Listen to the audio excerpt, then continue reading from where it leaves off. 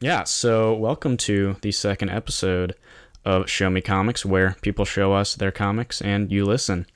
I'm Ty, aka Video Ty on YouTube, and this is my co-host. And I'm Arthur, aka Arthur Flores. Yeah, artist of the comic we're making, Show Off, which you can follow on Instagram at Show Off Comic, no spaces, and no dashes either. Yeah, so we today have a great guest, T.S. Luther, but we'll talk about that later. For now, we're going to start with Two Truths and a Lie because I think that's a fun starting game, kind of nerdy stuff, and see how well me and my BFF Arthur really know each other. Oh yeah. All Go on. right. All right, I got this one. Two truths, one lie. So, first, my dad thought that Zack Snyder wrote Superman comics in the 90s, and I had to convince him otherwise. Two, Hmm. Okay. number two, I broke three of my cousin Sam's fingers lightsaber battling as kids. Oh, that sounds like you, but go on. And three, I bought the game Minecraft 8 times throughout my life. Now you get to decide which one is the truth and which is the lie. Well, two truths and one lie. Oh yeah, that's what I said. Um, I think the lie is 8 times. That sounds like way too many. That's true. That's true. That's 100% true. Well, it's got to be the lightsaber then, right? Yeah, that That's is a a lie. lie. Yeah. Okay, that was a good lie. Um, that's quite hilarious. That your dad thought that, but that sounds like something that could be true. That's like close enough to be true. Yeah. I mean, like I thought he was talking about Scott Snyder. Like maybe Scott Snyder had done something in one of the movies. I don't No, know. but yeah. But yeah, he was. We were talking about Death of Superman because that's what he got me on when I was a kid. He was like, "Didn't Zack Snyder write those?" I'm like, "What are you talking about?" Oh, wow, he really came out of left field with that one. Yeah. Okay. No, nope. I Did just not. I have another segment I'd like to introduce. I don't know if it has to become a segment, Oh but gosh. um, I found two superheroes I really think are funny, and maybe I'll save the one for next week. But I Hmm. watched Comic Tropes videos on worst things Stan Lee has created. Oh, I've been meaning to watch that. You need to watch that. It's so good. I But do. he mentions that Stan Lee or whoever, Marvel, I guess in a way, designed every NHL team Oh no. with a superhero. And I will say the Panthers are just Black Panther Okay, what the with Panthers like from armor. where? NHL. I think they're Florida. Oh. Yeah, so Um, what's tell us about the blues guy, blues man. yeah, I'm surprised you didn't see this in our group chat, but I was talking about it, and he's called the Blue, The blue. and it says he's a musician and he can teleport or something. You can look up. I can send you the image later, but there's one for every single NHL team. Which Comic Tropes points out one is just Groot, which is funny. Huh. One is just like Cyclops. That's interesting. I like the Canuck. I thought he was kind of. I think that's a funny name. The Canuck. Yeah. And then I was looking at this at work, and then a guy with a Canucks hat came in, and I really wanted to mention it to him, Where are but the he'd be like, Canucks "What the hell from? are you talking about?" Where are the I don't Canucks know. from? What an I'm amazing sorry, I don't coincidence. know. What an amazing coincidence. But yeah, I think Yeah. unless we have anything else to talk about, I mean, I guess I could tell you the other superhero. Oh no, I wanted to say so about Minecraft. Yeah, I bought that once Oh, on the good, yeah. PC when I was like 13, and then once on the Xbox 360, once on the PS4, and then I accidentally bought it twice after I graduated high school, uh, like rebuying it on my new Microsoft account when we all had Mm-hmm. that server. So I accidentally bought it twice then, and then I bought it for myself on the Switch and for my girlfriend at the time on the Switch. That is every time I've bought Wow, Minecraft in my life. And that's oh wait, I crazy, think actually. I bought it for my little brother on the Switch as well. So 3 times on PC, 3 times on Switch. Yeah, but you don't have the new Nintendo 3DS version. Oh fuck. I got to get that now. 3 times. I think with that, we should begin talking Oh to yeah. T.S. Luther. Hey guys, Ty here. One more thing before we start. I kind of messed up the audio on this one, so TS sounds a little odd. That's totally my fault, not his fault. But yeah, I hope you still are able to watch it. And hey, if you have a comic you want to show to us on the show, email showme.comics24@gmail.com. That's showme.comics24@gmail.com, and we hope to see your comic on here, and we can maybe even, have a whole pod with you. All right, enjoy listening to TS, who, by the way, has successfully funded a $3,000 campaign and overachieved that goal. Here we go. Welcome, TS. We're very excited to talk to you about comics today. Oh yeah, what's up, man? Not much. Hi, my name is TS and I write comics. Thanks so much for having me on. I just finished your first episode, actually. Oh really? Oh, nice. Yeah. Dude, so I'm super excited to talk to you because you've launched comics before. I was looking at Tokyo Fire's page, and I definitely think we're going to take a lot of notes from that and probably create tiers similar to what you're doing. It was just super inspiring to see what you've done. Oh, thanks so much. Glad to hear it. I'm always open if you ever have questions or need help with anything like that. I launched Tokyo Fire on Zoop. It's a little bit different than Kickstarter campaigns. Where do you plan on launching Show Off? We have not completely decided where we're going to launch this comic, but Zoop looked really good. I don't know if that's more of a comic-oriented platform or not, but what do you know about Zoop? I'm curious to pick your brain about that. Sure, I know lots of stuff about Zoop. So I first heard about them actually on the Sketch podcast. I don't know if you listen to that comics panel. What's it called? Any comics panel? The Sketch podcast, Off Panel. That's what it's called. Off Panel. Oh, I have heard some good interviews on there. Yeah, great podcast. Love that one. Yeah, so I heard about them on there and some ads, and I heard some creators that had moved over there. And Zoop basically is Kickstarter, but purely for comic books and comic book adjacent projects. So they've had a few comic book adjacent stuff, like comic book artists doing tarot card decks or pure art books. But for the most part, it is crowdfunding just for comic books. And they were really user friendly. They were trying to kind of get off the ground the last 2 years. So they can do all the same stuff that Kickstarter can do. They have a little bit of a smaller audience, but what they're really good at is helping you through all the steps. They tell you step by step, hey, these are the assets that you need. These are the tiers we recommend for your size of the book. Here's a really good goal for you to go after for a similar size audience. So if you're starting out, I don't hesitate at all to recommend Zoop. Now, if you're doing more books, the one thing I would say is that they're a little bit smaller than Kickstarter when it comes to an audience. So unless you're a really big name, you're going to hit a pretty easy cap with how many people you can pull over there, because the biggest question you're going to get is, hey, I really want to support your book. What the hell is Zoop? Right. They do not have that market share. They don't have that name recognition yet. So there's a little bit of push and pull. My next project is going to Kickstarter purely because of that audience growth. But I do highly recommend them for your first project. Cool. Yes, we are excited for your next comic. Do you want to talk about that now, or do you want to save that for a little later? We could talk about some of your... Sure. I mean, Hellion and Bash? it's up to you guys. Whatever fits your format best. I know you've only done one episode before, Yeah. so I don't know how committed you are to a format, but... No, not committed at all. I mean, at the end of this, I'd like to talk about what comics you've been reading, but yeah. Okay. Actually, I have an interview question for you. Is this your full-time job, or is this do you have a day job? What's going on in your life, man? Sure. I can give you a little bit of history on TS, if you will. Yeah. So I used to be a technical writer. I worked for automotive companies, and I wrote all the boring shit that you read when you go buy brake pads and stuff. Right. So all that technical stuff. I would talk to engineers, and they'd be like, "Hey, don't put this battery in this car, or it'll explode."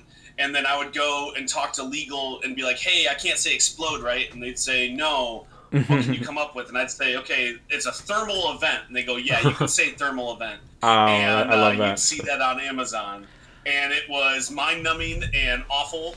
And so right before the pandemic hit, I was like, "Fuck this! I've always wanted to write professionally." I'd been published a few like small short stories and stuff in magazines, but nothing like big time. And so I was like, you know what? I want to write comic books. Let's try to do that. And it took me like a year and a half to get shit together, and I published an anthology called Growing Up, about a little girl cleaning out her like bedroom to kind of move on and become a teenager. And it's like never-ending story meets Toy Story. You see like the last few seconds of this like magical world of her toys as it ends, because she's the storm tearing it apart. And no one bought it. It took me so long to find an artist, but I met Quen Tang, who was a letterer at the time. She'd done some work for DC, and she kind of helped me, like shepherded me through the process of learning how to put a book together and how to find an artist and how to publish it on Comixology at the time, which is no longer existent. It's Amazon Comics. Yeah. But, they just kind of tore apart that thing. That was falling apart as I was publishing Growing Up. Like, as I was submitting it to the platform, I got an email saying, "Hey, also submit it through Kindle because we're getting rid of Comixology." Dang. That's smart. So, yeah, it was. It kind of sucked, but it was a good experience. That comic books are ever changing. Nothing ever stays the same when it comes to this publishing gig, and it will always be worse than what you expect. So just prepare for it. Oh yeah. So I did that, and go ahead. I was going to say, the way I found you was you have a League of Comic Geeks page that lists Growing Up. I was like Googling your name, and I was like, that's so cool. Like, this guy has a League of Comic Geeks page on, the internet. I mean, it might not seem big to you, but it's just such a cool little thing to, like, see your name up there for real, It's, I don't know, it's kind of inspiring. When you told me that I had that page, I geeked out so fucking hard. Yeah, it's cool. Comic Geeks. Did you not know that, dude? On the rabbit hole, I was like, oh my god, my name's on the internet. Dang, I can't believe you didn't know that. No, I don't Google my name very often. I know I seem really vain, but it's just not a practice I get into. Fair enough. People say some mean shit online, so I don't want to see that. That's fair. 100% fair. Yeah, there's some vile stuff. Yeah, so like I published Growing Up, and like I said, didn't really go anywhere, but I got the bug. I got the itch, and I understood the process. And as the pandemic hit, I started working on other books, and I was like, hey, I understand how to do this. I'm going to make a bunch of pitch packets. So 5-6 pages is what a lot of independent companies want if you're going to cold submit something to them without an agent or some sort of solicitation from them. And they want 5 or 6 finished pages. That means fully written, full art, colored, inked, lettered, and they should be like somewhat sequential, and a cover usually. So you need a pretty good chunk of a comic book to submit to these companies. And so I did that like 13 times. I had a bunch of books. I spent my life savings. I got a second job. I got loans. I submitted all these packets. I'm like, oh man, I'm going to do it. I'm going to become a comic book writer. And no one even responded to any of them. Dang. I got one message back for like my third or fourth packet from Alterna Comics, being very polite, saying that they liked what I submitted, but it wasn't for them. And then I got some messages from Scout Comics eventually that was a little bit more helpful, but still a no.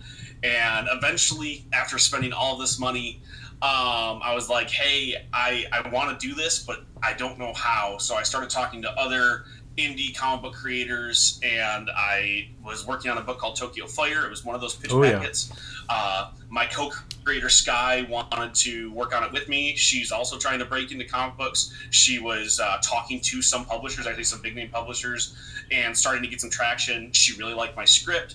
She was like, hey, let's create this together. Let's take it to Kickstarter. That's when I heard about Zoop. So we took it over there. We raised enough money to actually complete it.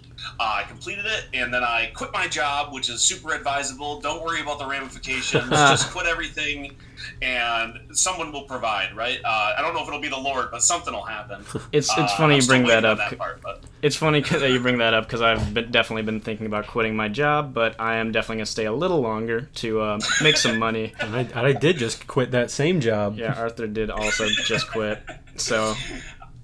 I mean, I can never advise it for everybody, and honestly, at the time, it wasn't a great idea, but my wife was graduating college. She'd been in college this entire journey to be a dental hygienist. Nice. And she was graduating, she was like, hey, I got a job.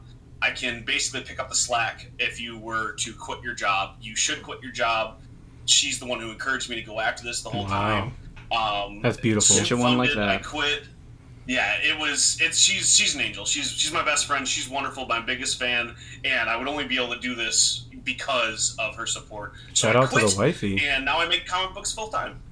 Yeah, man, and you have some little ones running around, right? I have so many little ones, man. They just fucking multiply. Yeah, I cannot imagine also doing that, but hey, you make it work. That's what happens when you're in a straight relationship and you have a really supportive partner. You guys Right. just keep making babies, and Right. Nice. I don't know how it keeps happening. Right. Actually, I do know how it keeps happening, and that's why I had a vasectomy last year. I guess you never had that talk as a kid. Smart.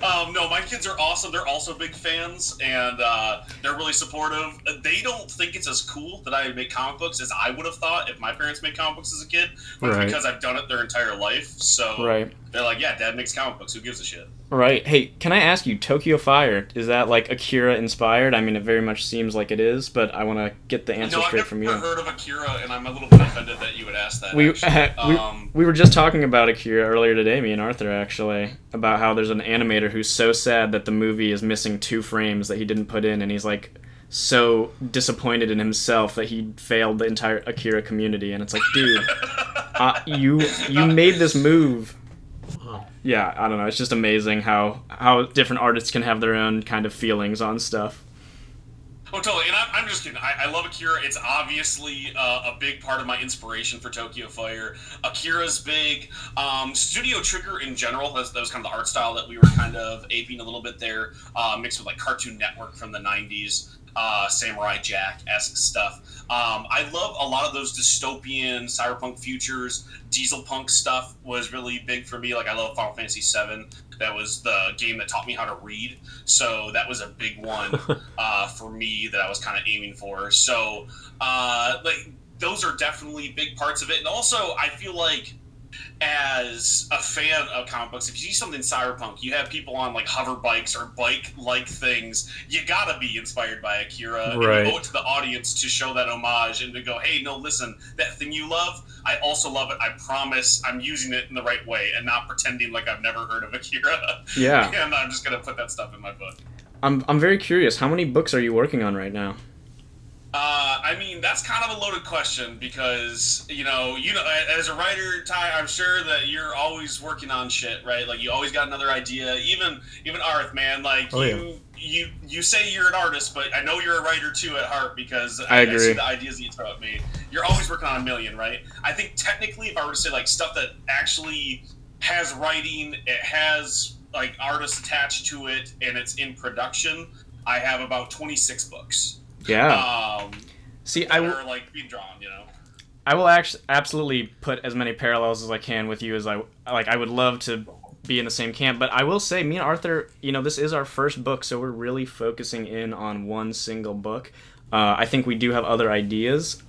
It kind of depends on how fast Arthur can draw, maybe. I'm getting there, But those ideas might be in the next few years. But right now, definitely hitting this show-off comic and super excited. Oh man, like. And dude, can we talk about your comic, The Digger, really quick? We were looking at that just a minute ago. I'll give you a scoop here a little bit. Yeah, for absolutely. The Digger.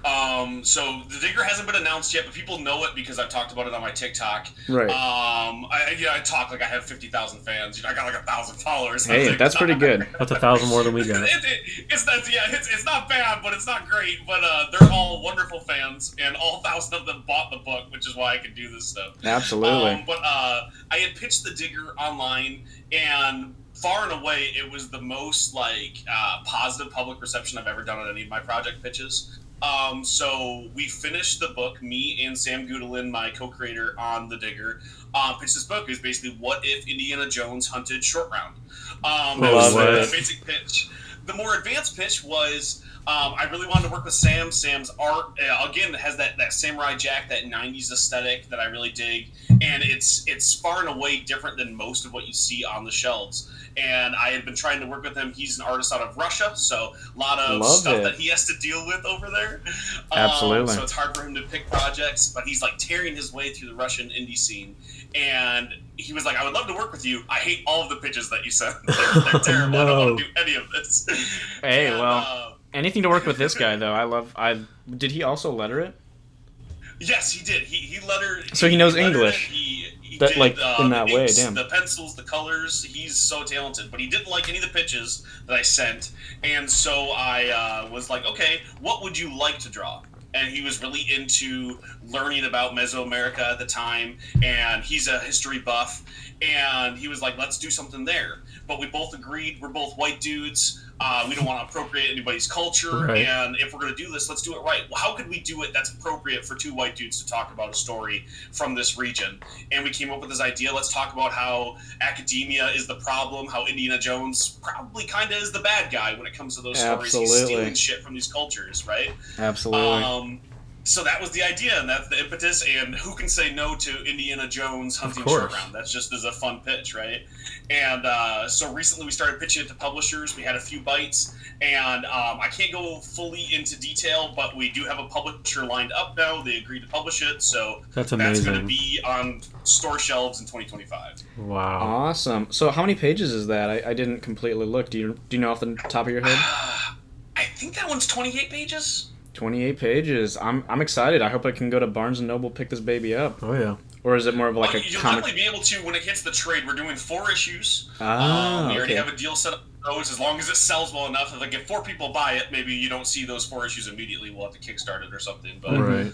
right now we have a plan with the publisher to do 4 issues. You'll be able to pick up that trade. And I'm sure now that you have the inside scoop, you have my Discord, so I can't really ignore you. So Yeah. if you bother me enough as the issues come out, I'll just send it to you, and you can save yourself $5.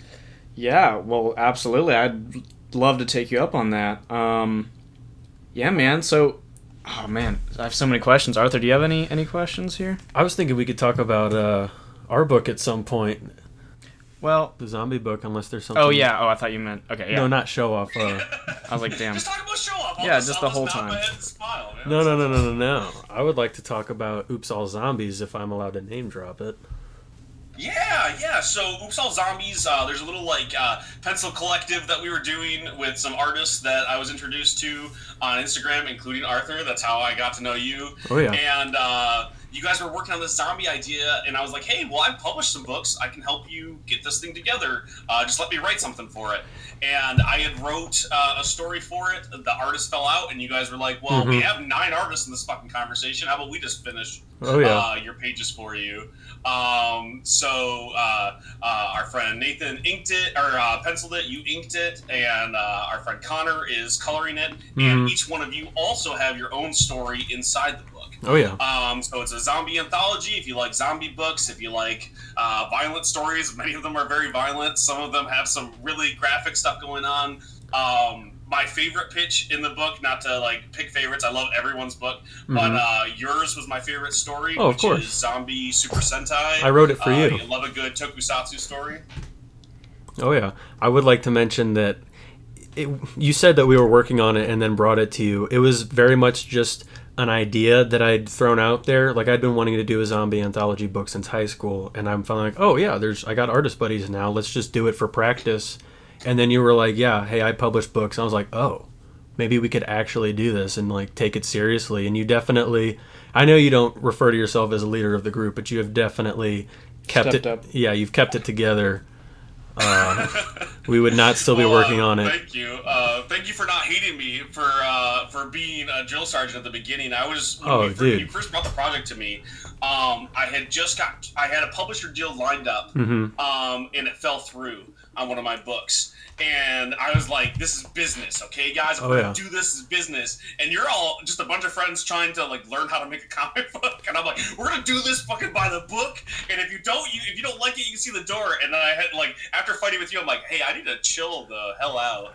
And let's have some fun making a zombie book, Well, and it's been rad. I think we definitely needed that, though. As friends, that's just something that you got to work through. You understand where everybody stands on how seriously they take a book. And I think it was definitely a good thing, because I don't think any of us really thought that, not necessarily that we didn't have what it takes, but we just, you stepping up and showing us how to actually do all this stuff was yeah, we are all just friends doing it, trying to have fun, but at the same time we are trying to be professionals. and you are the closest thing to a professional that we know. So yeah, we kind of need to listen to you, you know? And if you have to be harsh sometimes, that's probably because we're just not listening. It's like if you didn't go to school for this stuff, this is kind of like a version of school for that. Like, you had to learn to do something in a certain amount of time and actually put the work into it and dedicate yourself, I guess. Of course, because you're showing us how to do all this stuff. And yeah, if we're not listening and taking what you have to say, then yeah, I mean, it would be frustrating. And it was. Well, I really appreciate it, and I'm glad that we found that middle ground of how to do it, because here's the thing, like, it's a stressful thing for me because I'm just like you, I'm trying to break into the industry, and I've been at it for a few years now, and it's not an easy industry to break into, obviously. There's a lot of pay to play, you know, you gotta pay your dues and a lot of that crap that sucks, you know, trying to get through gatekeepers. But even once you do all that, even if you did pay your dues, even if you get to a publisher, there's still not such a large audience for comic books that everybody can have a job in it, right? Like, I talk to a lot of my indie peers who are publishing comic books too, and a lot of them are like, I don't even want to go through a publisher. I want to just like carve my own niche, which is awesome and definitely possible. Really, really hard to do because the comic book industry has always been small. And luckily, the pros that are in it now don't get chewed up and spit out like they used to, right? Like, you don't hear the same stories about like Jack Kirby not being able to pay medical bills because, you know, comic book companies are screwing him over. They seem to support their artists and writers and all of their creators a little bit better, which is great. But that also means those people don't want to stop making comic books, right? They're not getting fired. They're not quitting. They're going to try to grab every job they can to make a living and to keep doing the thing that they love, which means that there's less room for new people to come into the industry. It's much more of a tight circle now, yeah. Exactly, which is, again, it's got pros and it's got cons, but I've only ever talked to wonderful pros. Like, I've had the chance to talk to Michael Oeming, one of my favorite artists, favorite writers working in comic books today, and just overall, a bunch of different pros who are just like good people who love comic books and want to see new people succeed, but they're not the same thing as those gatekeepers. They're not those publishers. They're not the enemy. So it's just good to keep in mind. Right. Yeah, you know, it's really interesting. I do think still Marvel and DC maybe kind of, in a way, do chew out a few people, because it's in terms of like speed, you know, it's still, you still need to be very fast to work for those companies. But yeah, I'm curious if you have any comments for that. Like, how long do your comics usually take to make? I mean, definitely.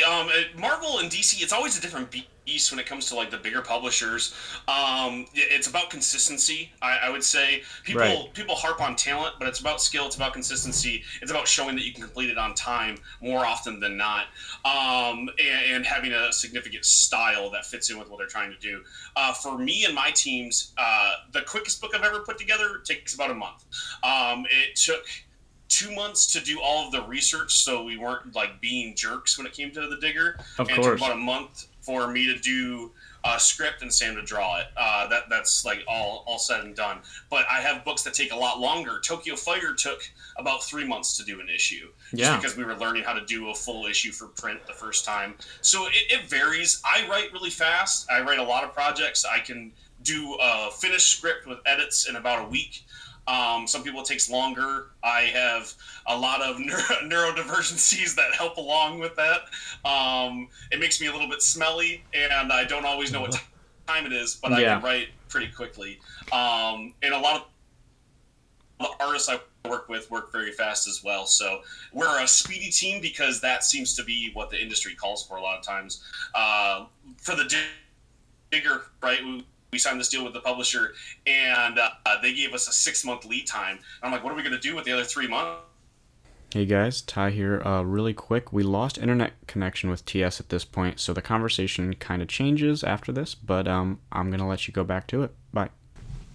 So yeah, I also, there's kind of a feat I would like to bring up, just how your comic Tokyo Fire got to, $3,300, man. Like, that is a great, I'm super proud of you, man. Like, that's... Thank you.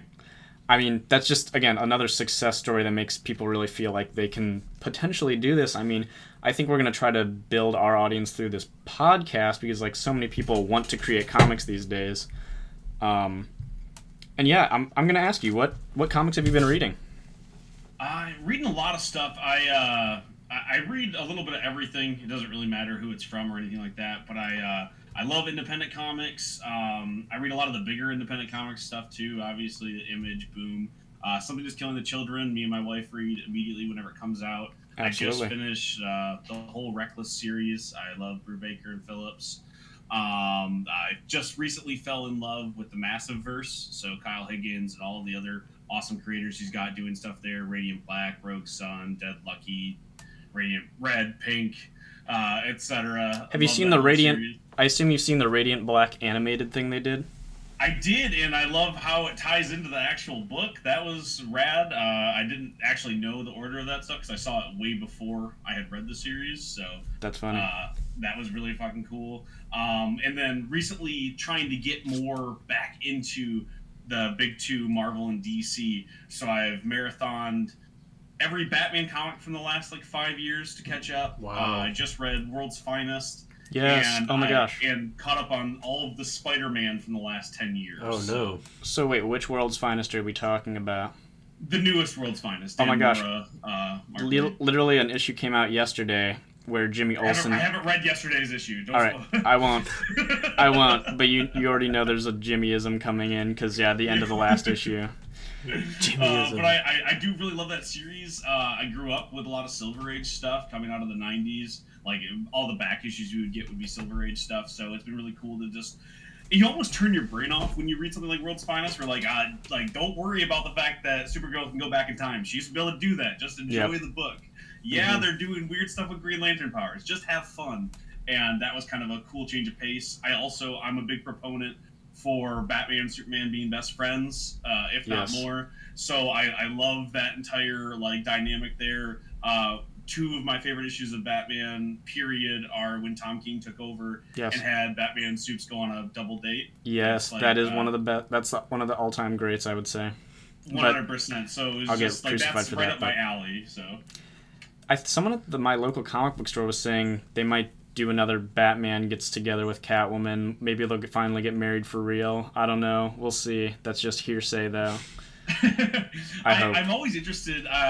One of my issues why I fell off a little bit from superhero comics and why I read trades and why I like independent stuff so much, is they don't allow a lot of these characters to have third acts, right? That's a thing that people know is, third acts don't sell superhero books. You got to keep that story going. And again, growing up in the 90s and reading comic books, when I joined those worlds, they were setting up a lot of these legacy characters to pass on that legacy, for those mantles to pass on to either sidekicks or new heroes. So when I started reading comic books seriously, Wally West was the Flash, Dick Grayson was Batman, Kyle Rayner was Green Lantern, Spider-Man was setting up either having a sidekick or you go to the Ultimate Universe, Miles is Spider-Man. Absolutely. And so I love this idea of legacy and passing on the mantles and, all new, all different Marvel, stuff like that. And then when they try to double down on existing audiences and we're no longer making it for new audiences, so we want to make sure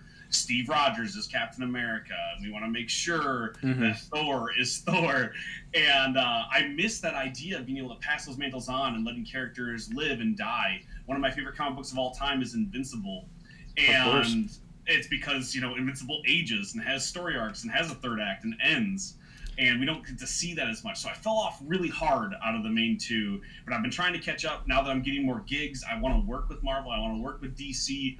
And I still love superhero comics. It just breaks my heart sometimes when we start to get to an interesting ending for a character and you cannot allow it. I understand it from the publishing aspect. Spider-Man has to be Spider-Man. He's got to be poor. He's got to be single. That's what sells comics. I understand the realities of it. That's what Joe Quesada would have you believe. But I don't know. I have not read the new Titans book yet, but it's fun. Okay, yeah. So that's kind of what you're talking about, right? They all pass down their mantles, and they're supposed to be the biggest team in the DCU. I don't know if they've really editorially been doing that in other comics. I don't feel like they have, but supposedly they are. I'll go back and read that when there's all the trades out, probably.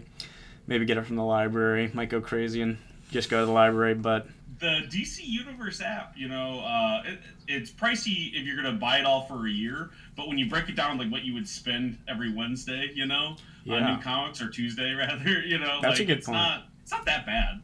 That's a good point. I just miss when it was a streaming service and it had like every DC animated movie on it, or maybe Max absorbed all that. You could watch Batman Forever and then read an issue of Titans, and then you could go watch the new Harley Quinn series. Yes. Like, it was a interesting moment. It was an insanely, weirdly good moment, and then it was like, well, we gotta merge into HBO, I guess, whatever.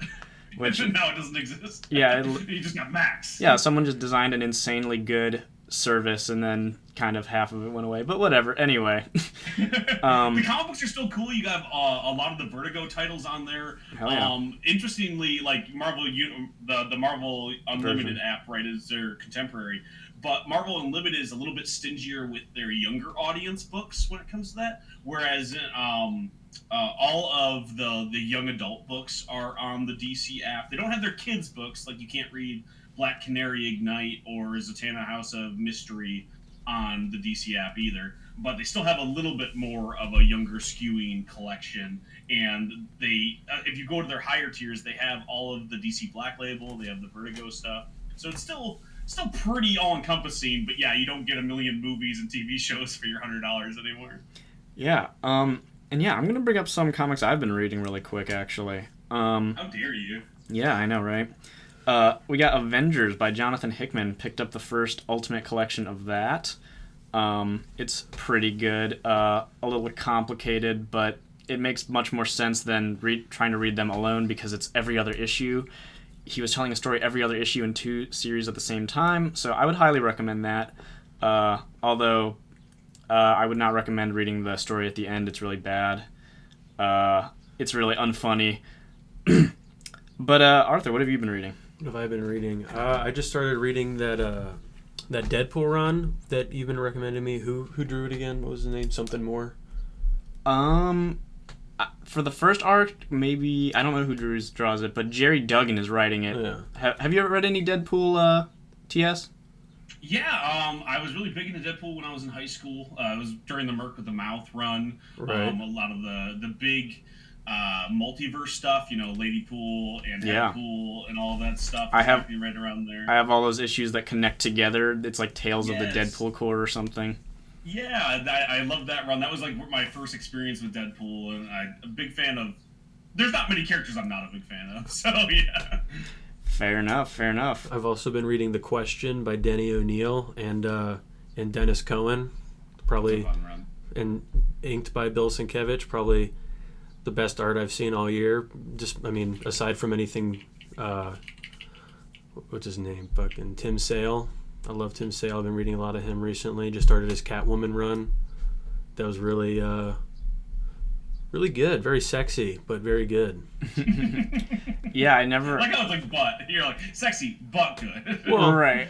Well, I'm not used to Tim Sale drawing that, so for me I was like, whoa, this is crazy. Oh yeah. Yeah. I just want to go back to Deadpool for a second, though. I really want you to read this whole Deadpool run. I would also suggest to you TS. It's like 300 issues, but it's probably the best Deadpool run. Which run is it? So it's Jerry Duggan's run. It starts with Deadpool versus dead presidents.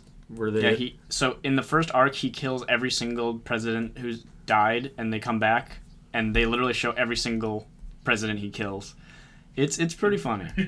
Is that the 2012 to 2015 run? I believe so. So the first, I think so. Yeah. He gets married later. Yeah, that is a little bit where I fell off when it came to some Marvel stuff. So I had been catching up with Spider-Man. So I've read bits and pieces of it because different crossovers and whatnot.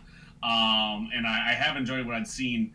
I think sometimes when it comes to like the pure comedy books, and Deadpool definitely has a lot of heart, so it's not pure comedy. Right. But a lot of it is like it's harder for me to marathon through because sometimes I'm like I just need a good laugh, so I'll pop open a Deadpool book. But if I marathon it, I'm like I get tired of his antics, and that's not fair because it's so fun. Yeah. And I don't want to be annoyed with the character. Well, this is the run where I'd say he gets the most depth. I mean, I have not read every single Deadpool comic, but I don't think he writes 300 issues, but he gets up to 300 issues, which means he probably wrote at least like 200 or something, a ridiculous amount.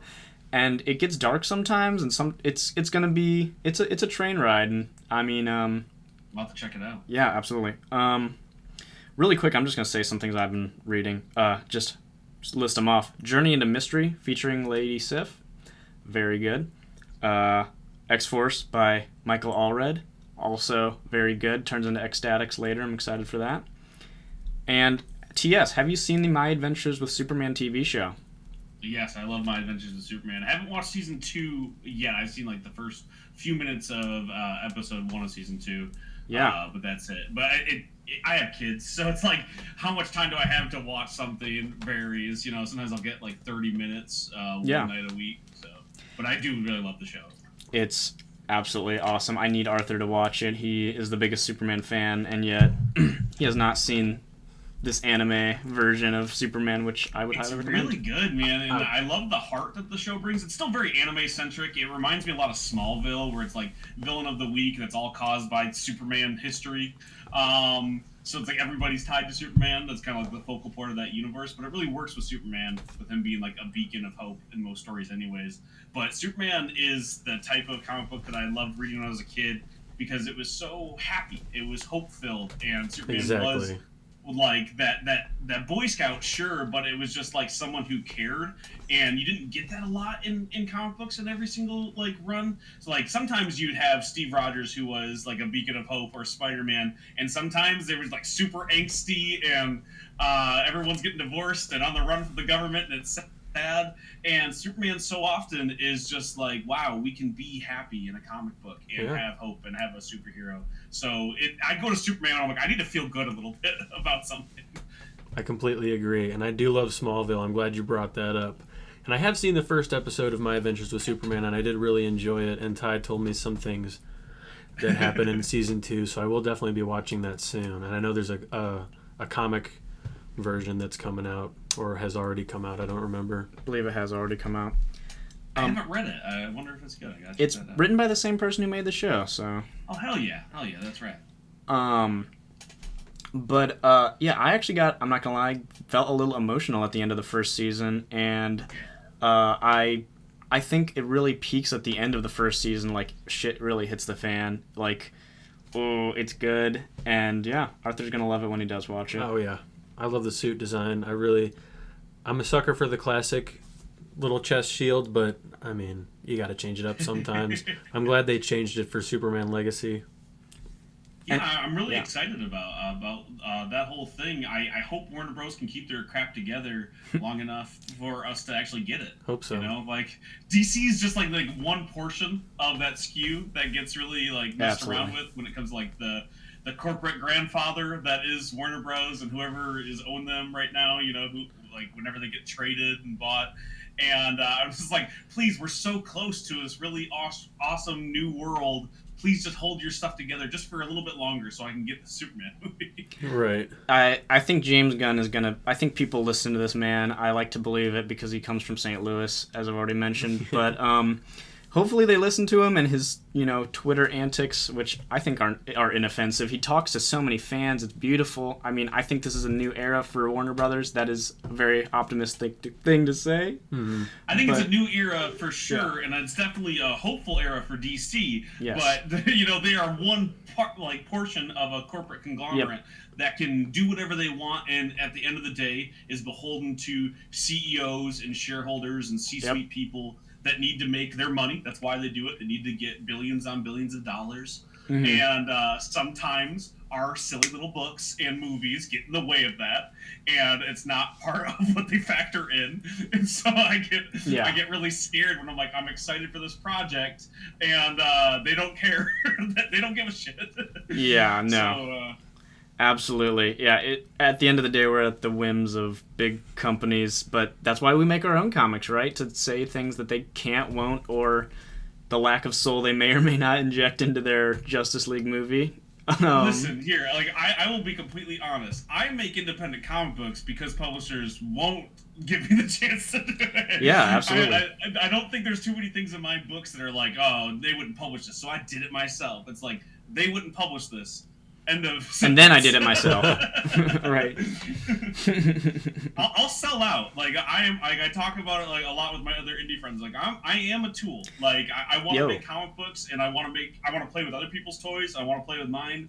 I'll do the corporate shill stuff. I don't want to work for Nazis. That's where I cross the line. But other than that, man, like I'll make the corporate Spider-Man book. Man, it sounds rad. I read corporate Spider-Man books every week. I don't care. Sellout culture is overrated. Like, you know, you freaking Metallica's in Fortnite now. Like, no one cares anymore. No one cares anymore, hey, and listen, it's okay. Metallica's been corporate for a long time. Lars is a very rich man who funded that and took down Napster single-handedly. So we can't pretend like this is new for Metallica. But like when people get mad about sellout stuff, like when you're like, oh, I love their independent book, but now he works for Marvel, that kind of attitude. It's like, why are we mad at artists and creators being able to eat? And feed their children? You know? Seriously. It is. I came from a punk scene. I was in punk bands growing up, and whenever any of my contemporaries would find some success, everyone just started to hate on them. I'm like, shouldn't we be happy for them? Seriously. That they're making it? That, like, we're eating out of a trash can right now. Like, shouldn't we be pumped that they can afford to buy a pizza? Yeah, it's punk rock to be starving, and you know, I guess. But yeah, I don't believe in that. I only like my artists when they're starving. Right, exactly. I don't know, man. I got 2 kids. I do what it takes to pay the bills and to fulfill my dreams. And sometimes that means taking a hit to your ego or to your activism. Sometimes it's like I don't want to fulfill some corporate greed agenda, but I am a part of capitalism. I have to exist in this because of where I live. Yes. And until I am rich enough to make a difference, it's like you got to put on your own oxygen mask before you can help the person next to you. And it was my fault. I chose to have 2 kids, but I did choose to have them, which means I have to feed them. Of course. And that means sometimes like trying to sell out. Hey, yeah, and you know what? I'm going to bring up one more thing today. I want to talk about your comic Hellion and Bash. We were looking at... that guy. Yeah, go ahead. So my next book, Hellion and Bash, it's going to Kickstarter. The heavyweight pitch, if you were to look it up, is basically, what if you had this sidekick who's being abused by his superhero, and the only person who was willing to help him and not be complacent is a supervillain? So what if Batman was abusing Robin, and the only person who cared and paid attention was Catwoman? And that's the pitch for the book. You have Hellion, who is a sidekick to the Gargoyle, this world's greatest detective. Love it. And he's being abused by this superhero, and the rest of the world kind of just lets it happen because the Gargoyle saves the world, right? He's Batman. He does. What? So what if he's not nice to his sidekick? You know, like he saved the world. And from there, it kind of devolves into this road trip book about this survivor's guilt of Hellion trying to move on from the role that he was playing and what he basically had to deal with because he thought it was for the greater good, and evolving into his own person. And the struggles we deal with sometimes as just small people in a big pond trying to survive. It's like we have to be complacent to what governments do, because what do we matter? But we can make little differences, and what makes a hero in that. So, but you know, past all of the big talk, it's still a superhero book. You still have fun action scenes, really cool art by Marcus Pedro, my artist on the project. One of the best artists working out of Brazil right now, and I'm really excited for it. It's coming to Kickstarter this summer, so if you're interested in things like The Boys, the TV show, not the comic book, of course, Invincible, things like that, independent superheroes who can tell a little bit heavier stories, not necessarily purely dark, but heavier stories with a third act, then check out Hellion and Bash. Yes, that is. I'm so excited to read. Like, I mean, yeah, that's. I mean, I know you said you maybe were the opposite of wanting to go outside of what Marvel and DC would do, but this is kind of taking it to that extra level that, like, maybe Marvel and DC sometimes don't want to talk about. I mean, sometimes there's jokes Batman's villains will make about his, partners, but you don't take him seriously because he's Batman. but we are going to take it seriously because the gargoyle sounds like an asshole. Yeah. So Right, that is fair. I guess you're right. Like, they wouldn't publish this story, right? Right. That's where, but like the thing is, I wrote this knowing that I wouldn't be able to get a publisher to do this, knowing that no one's gonna take a chance on me, let alone take a chance on me where I'm like poking holes at like heroes and sidekicks and stuff like that. So I guess you're right. There wouldn't have been a chance there, and I knew that. But also, this isn't a story I'd want to tell with Batman because I love Batman. Right? Batman isn't that. There's definitely issues and things to be talking about with that dynamic, but there is some suspension of disbelief when you're talking about Batman and Robin that I think is okay to do and enjoy those books. This story isn't necessarily a critique of Batman and Robin. It's more of a critique of the complacency of people who see abuse happening with children and let it happen because it would be difficult on their lives to change the status quo and to make a difference. And how often we'll see positions of power and go, yeah, well, they have to deal with this and that. We just never understand. And the thing that I really want to say with the book is that we don't have to understand. The thing that should be really easy to understand for people is if you see a child in danger, do something. Yeah. And I think so often people want to look at the nuance, and there shouldn't be any nuance when it comes to kids. I 100% agree. Man, TS, it was so awesome talking to you. I think I like you 10 times more just having talked to you. Like, I really love the themes you're talking about putting in your comics. They're very similar to the themes I am also putting in my comics. Whether it's subtle or unsubtle, I guess we'll have to see when it gets published. For me, rather. But do you want to shout out some of your socials where we can follow you and find Hellion and Bash and all these other great books? For sure. Please check out my website, can'tbekilledcreations.com. You can buy all of my books over there, and please do if you can. If not, email me. I'll send you a copy for free. I'm not so big that I won't do that. I want people reading these books. So if you're like, hey, man, Tokyo Fire looks rad, but I can't afford it, email me. I'll hook you up, okay? And if you want to follow me on like actual socials, I'm not really active anywhere other than TikTok. TikTok is where I built my entire community. A lot of my friends come from there. So if you want to follow me on TikTok, you can follow me at Can't Be Killed Comics. TS Luther. I'm on there. I'm the only one, so really easy to find. Every single video opens up with "Hi, I'm TS and I write comics." So if you hear that, you're probably on the right page. Heck yes, man. It was so nice talking to you. Arthur, you got anything to finish us off with?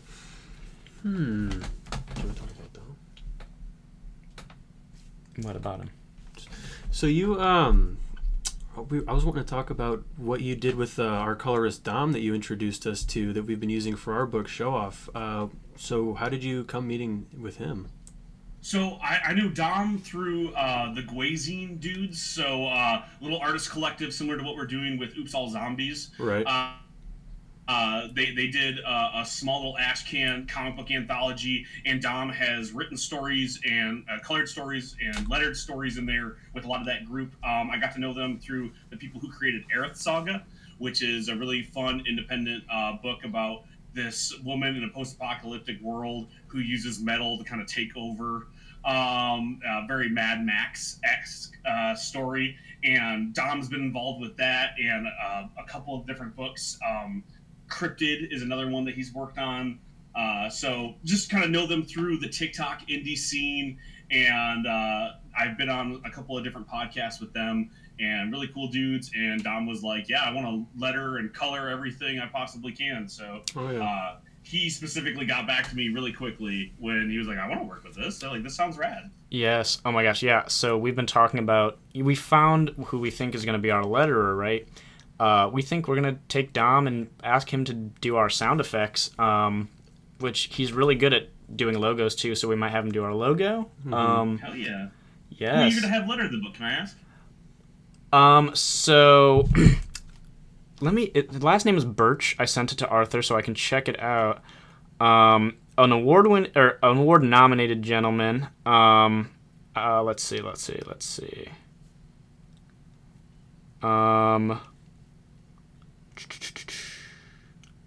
Justin Birch. You still there? I still am. Yeah. Justin Birch. Justin Birch. I have heard of him. Does lettering, has he worked for any of the bigger stuff, or more of an independent letterer? He looked pretty professional. Out of the three that my our local artist Steens gave me. Okay, cool. Maybe I'll cut that part out, actually. Don't want to put down anyone. But yeah, I think we're going to go with this person and Heck also yeah. pay Dom. Yeah, his stuff looks pretty good. Yeah, I think it looks the most professional and, like, generally, it's just so good. Like, it looks like Marvel DC would be happy to have this guy. Oh, yeah. Heck yeah, that's rad. He's worked for DC, so it makes sense. Yeah, there you go. That makes sense. I think a lot of independent creators, when they first start making books, the thing that they go, well, I can afford to do it myself, is lettering. And I will tell you that I've seen so many books not do well because the lettering is either difficult to read or just not professional enough. Lettering can make or break a book, and so many people sleep on it and they go, well, I can just do that myself. And it is an art form to itself. There's a reason why these people are paid part of teams for some of the biggest books in the world. Lettering is an extremely difficult skill set to learn and master. Yeah, you're telling me. If you can get a professional letterer, do it, because it will make your book 10 times better. Oh, yeah. Yeah, well, Arthur is always, for the last year, was like, why don't you just learn to letter real quick? It's like, you can't learn to letter real quick. I think you definitely had that idea you first. can learn it for sure. Oh, I could. But, that is yeah. something I say, like, if you're going to do anything in a book, if you want to write it, if you want to draw it, if you want to letter it, learn at least some of the other skills, like practice them, learn what it takes to go into them so you have some empathy for your team, know what they're dealing with. And if you understand what they're working on, then you can work with them a little bit better. I've been learning to letter the last, 3 months. I talked to Arthur about it. Pick up Blambot's book and been trying to go through it, Nate Pico's. And yep, that's the one I was about to mention. I'm looking at it right now. Hell yeah, I highly recommend it. It's been a great read. I don't think I'm nearly good enough to letter anyone's book, but I definitely understand it a little bit better. I work with a couple of different ones. Michael Stock, Taylor Esposito, DC Hopkins are three that are my big go-tos for a lot of my books. They've all done professional work. And I have the utmost respect for those dudes, and Quintang, who got me into making comic books. Super talented people, and don't sleep on letterers, and don't ever disparage them, because if they did not exist, these books would be awful. Oh no, you brought up Michael Stock. He lettered my zombie book for Oops All Zombies. Yeah. Really? I didn't know that. Yeah, I'll have to show it to you again. Hell yeah. I love Michael. He's literally lettering something for me right now, and so is DC. I'm just waiting for pages from them. Those dudes are super rad, super professional, and just do amazing work. And affordable is the other thing too. Is Oh, yeah. when you think about, in the grand scheme of what you pay for when it comes to a comic book, if you're just a writer, it gets very expensive. You pay your artists, even if you partner with them, what you give up of the IP can be expensive. And try to make sure that you leave money for lettering, because if you cheap out on lettering, your book is going to do poorly. And it's just not gonna look good. You want the best. You really want to do the best from the start, which is what we're planning to do, and it's very affordable. It's like 2 hours of work. Right. Here in Missouri, I guess. Yeah, but it was great talking to you, man. I think. Yeah, thanks, guys. Yeah, thanks for coming on, man. We really appreciate having you. Yeah, I appreciate it. And if you ever want to have me back on, I'd love to do it. This was a really fun time. And let me know if you need me to do any sound bites or ADR any of my answers from before, depending on how your editing goes. I think it'll be fine, but I would love to interview you again. But yeah, man, it was nice talking to you. Yeah, nice talking to you guys. I'm gonna go. See you, man. Have a good one. Peace.